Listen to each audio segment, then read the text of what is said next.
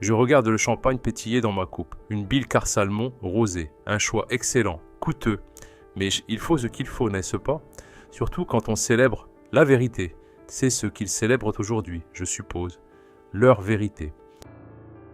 La salle est magnifique. Un de ces vieux domaines viticoles près de Bordeaux, loué à prix d'or. Les parents d'Élise n'ont pas lésiné sur les moyens. Tout est blanc, des lys, des roses blanches, un symbole d'innocence. L'ironie me ferait presque sourire. Élise est radieuse. Sa robe, une création sur mesure, a dû coûter le prix d'une voiture. Elle rit, un rire cristallin que j'ai autrefois cru sincère, et lui, Julien, mon meilleur ami, il se tient à côté d'elle. Son costume est parfait, son regard est celui d'un homme qui a tout gagné. Ils m'ont invité, c'était le dernier clou dans le cercueil de mon ancienne vie. L'invitation est arrivée il y a 3 mois. Papier cartonné, gaufré, une petite note manuscrite d'Élise. J'espère que tu seras là, ta présence signifierait tellement pour nous. C'est la preuve que nous sommes tous passés à autre chose. Passés à autre chose, comme c'est simple pour eux. Je suis là, dans mon meilleur costume. Je leur ai souri, j'ai même serré la main de Julien. Il m'a donné une accolade, une de ces accolades viriles, fraternelles. J'ai senti la chaleur de son corps contre le mien et je n'ai rien ressenti, rien. Juste du froid. 5 ans. 5 ans que j'attends ce moment. 5 ans que je paie, au sens propre comme au figuré. Et dans ma poche intérieure, contre mon cœur, j'ai une enveloppe, une simple enveloppe blanche. Mon véritable cadeau de mariage. Il y a 10 ans, ma vie était simple. J'avais lancé ma boîte de conseils en tech.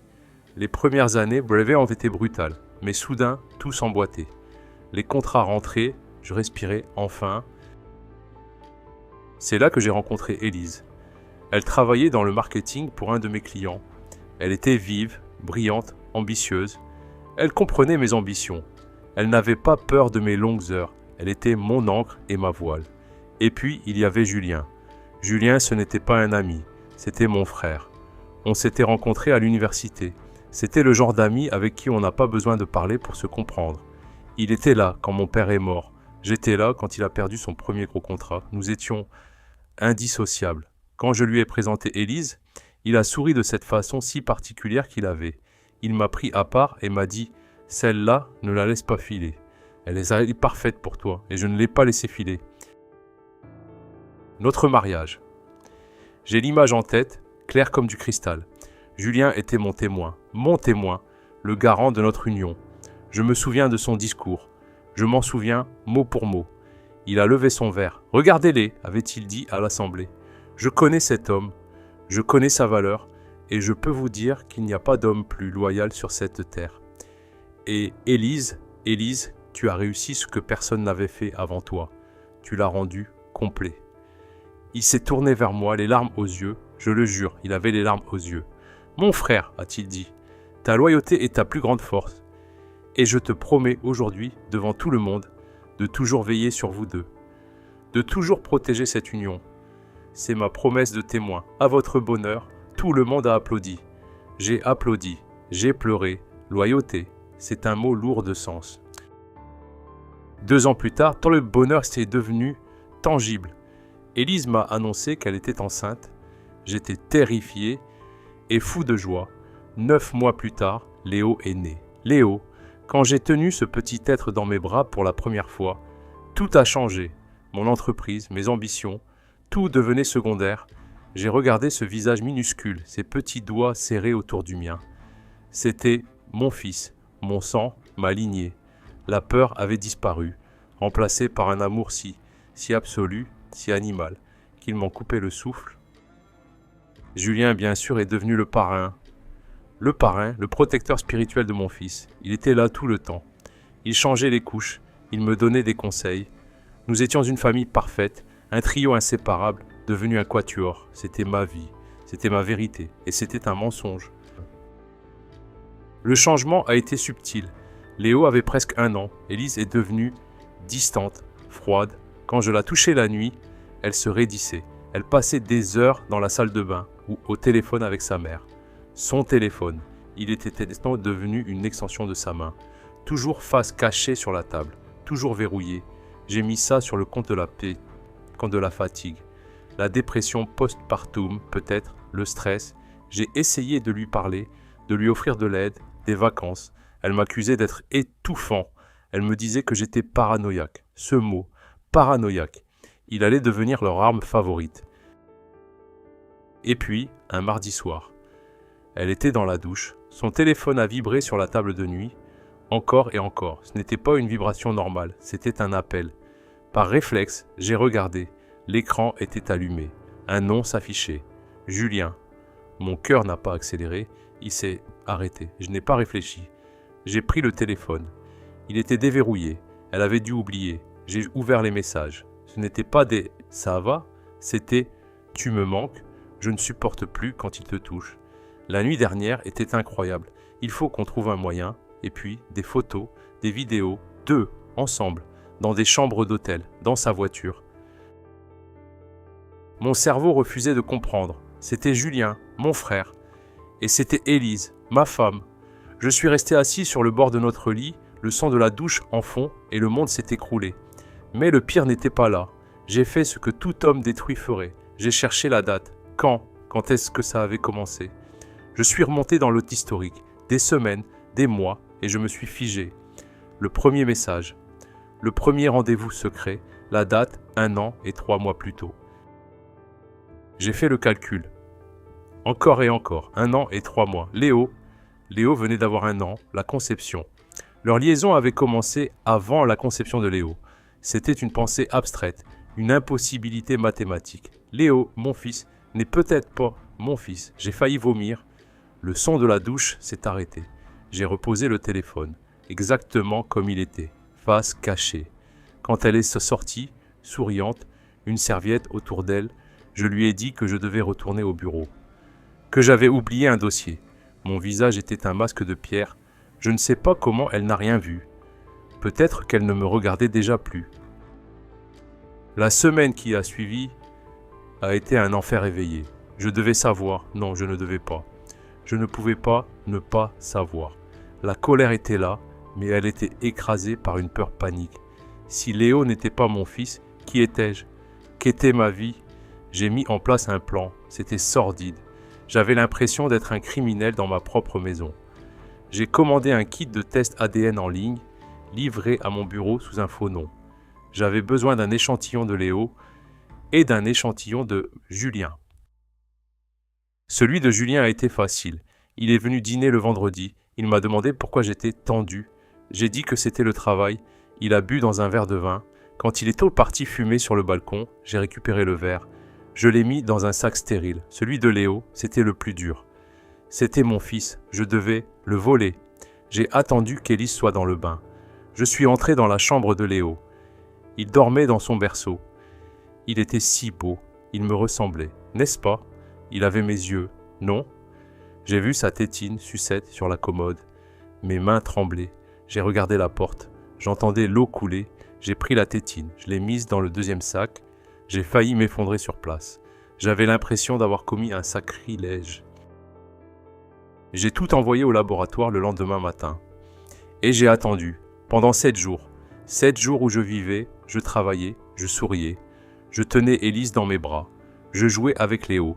Et à chaque seconde, je sentais cette enveloppe imaginaire peser sur moi. Elle est arrivée un lundi, une enveloppe neutre, à mon bureau. Je l'ai ouverte. Ce n'était pas une lettre, juste un tableau. Échantillon A, mon nom. Échantillon B, Léo, faux nom. Probabilité de paternité, 0%. 0. Ce n'est pas un chiffre, c'est un vide, un trou noir. L'amour absolu que je ressentais pour cet enfant s'est évaporé. Non, il n'a pas disparu. Il s'est transformé. Il s'est figé. Ce n'était plus de l'amour, c'était de la pitié. Une pitié immense, déchirante pour ce petit garçon innocent, né d'un mensonge. L'amour pour ma femme s'est transformé en dégoût. Et l'amitié pour Julien. L'amitié pour Julien est devenue autre chose. C'est devenu un projet. J'ai regardé la deuxième page. Échantillon C, Desvokpo, Julien, faux nom. Échantillon B, Léo, faux nom. Probabilité de paternité, 99,999%.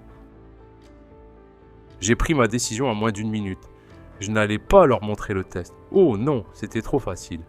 Un scandale, des larmes, et ils s'en iraient ensemble, victime de ma folie. Non, j'allais jouer leur jeu, le jeu de la paranoïa. Ce soir-là, je suis rentré à la maison. Et j'ai déclenché la guerre. J'ai confronté Élise, uniquement avec les messages. J'ai crié, j'ai jeté son téléphone contre le mur. Je lui ai demandé comment elle pouvait me faire ça.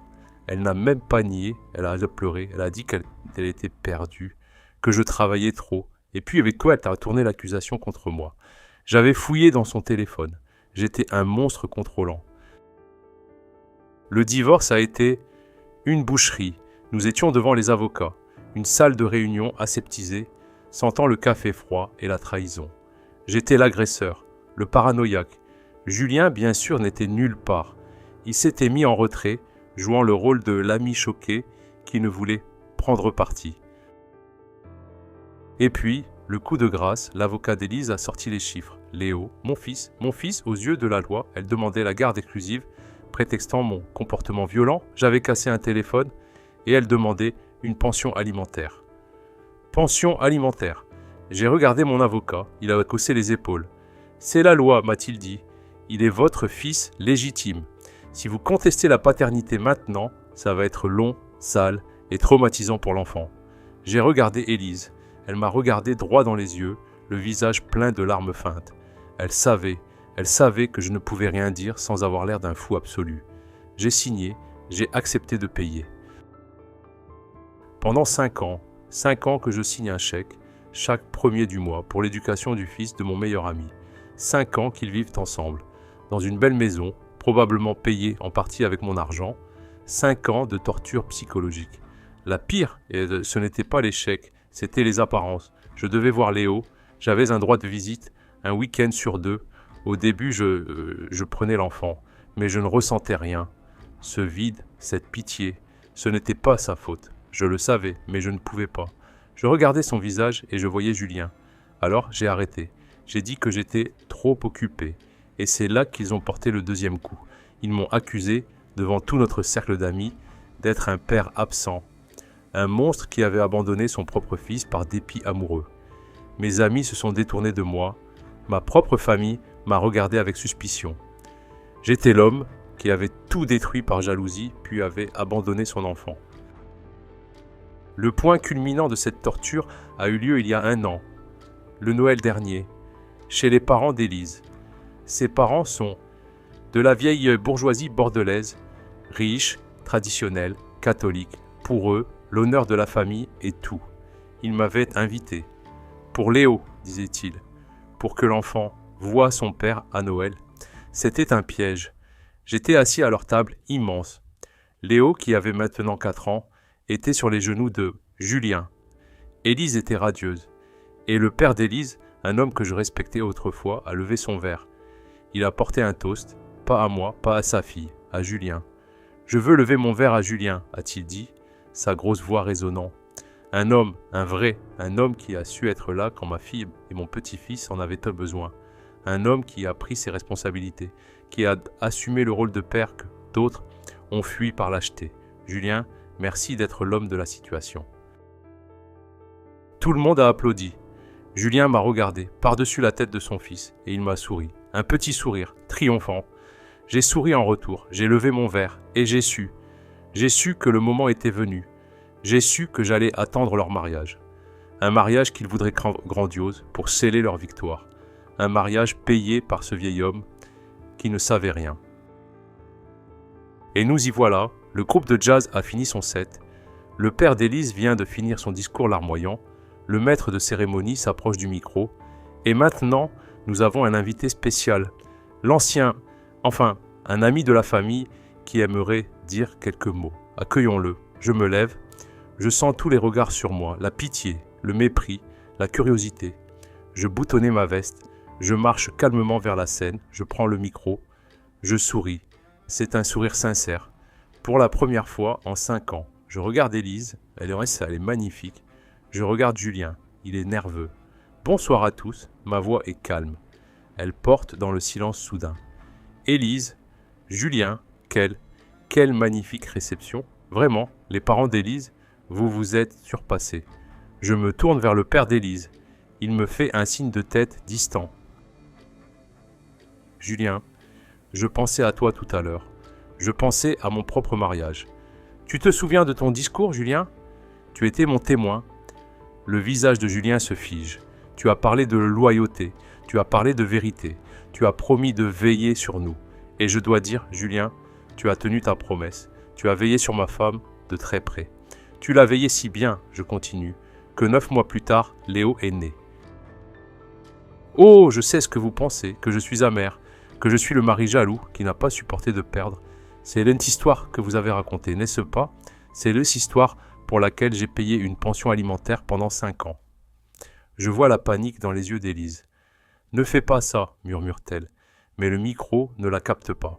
Je paie, je continue, m'adressant maintenant aux parents d'Élise. Je paie chaque mois pour l'éducation de Léo. Parce que j'ai été, comme vous l'avez dit, monsieur, je regarde le père, un lâche qui a fui ses responsabilités. Je mets la main dans ma poche intérieure.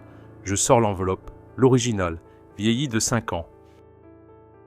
Le problème avec les mensonges, c'est qu'ils coûtent cher, et j'ai décidé qu'il était temps de régler l'addition.